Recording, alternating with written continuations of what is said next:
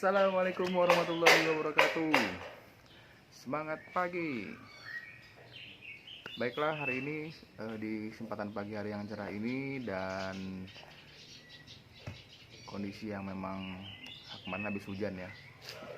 Dalam situasi masih PSBB, kita masih kerja di rumah dan saya bisa lihatin di belakang saya ini ada pengerjaan sebuah bangunan berukuran 5x10. Dan di sini saya punya dua tukang yang mempunyai skill berbeda, yaitu yang pertama tukang batu dan yang kedua itu tukang baja ringan. Nah, saya menanggapi berita yang beredar beberapa minggu ini, yang mana bangsa Indonesia sangat berharap sekali kepada pemerintah untuk bisa mengatasi virus corona ini. Tetapi ada hal yang paling penting dari kejadian ini adalah bagaimana kita bisa bersatu melawan virus corona ini. Karena apa? Karena tidak mungkin dari pemerintah saja tanpa dukungan masyarakat yang berjumlah 230 juta jiwa, virus ini akan segera berakhir.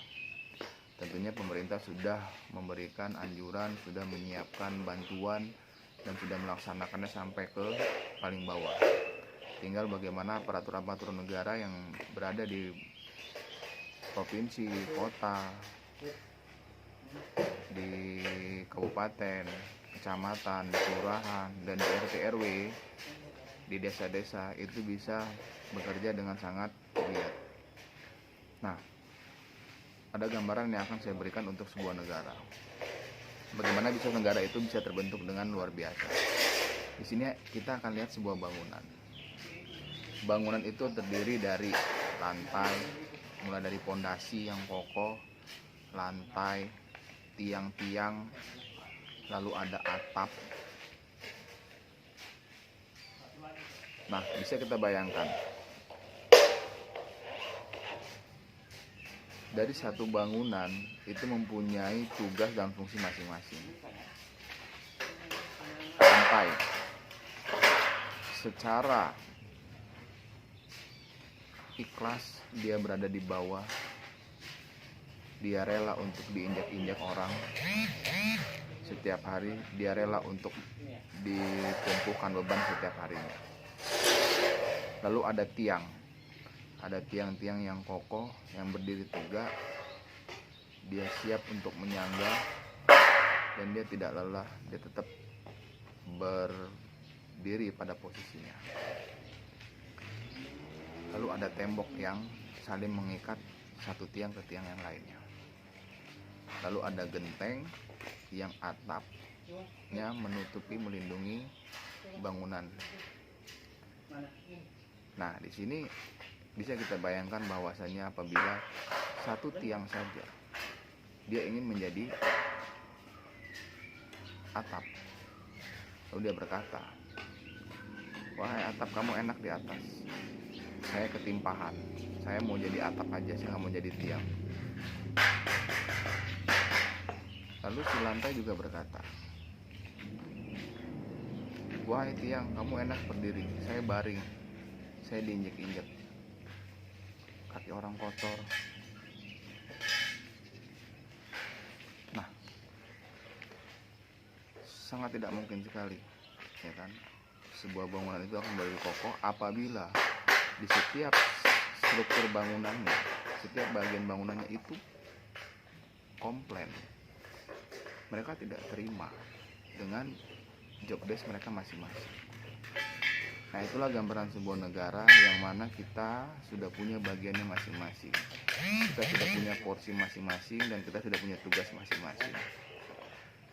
Sangat jarang sekali kita bisa mengerjakan banyak tugas dalam satu waktu.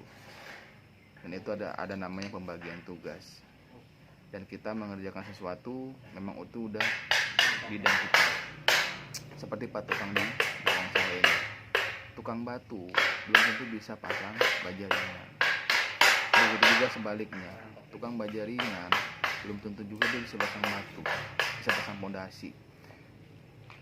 Lalu bagaimana dengan upah mereka? Kita bisa cek.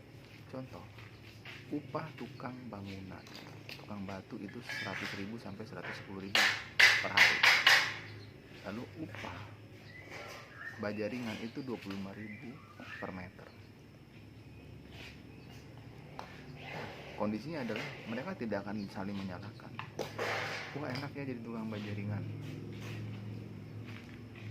gajiannya per meter 25.000 upahnya, ya kan?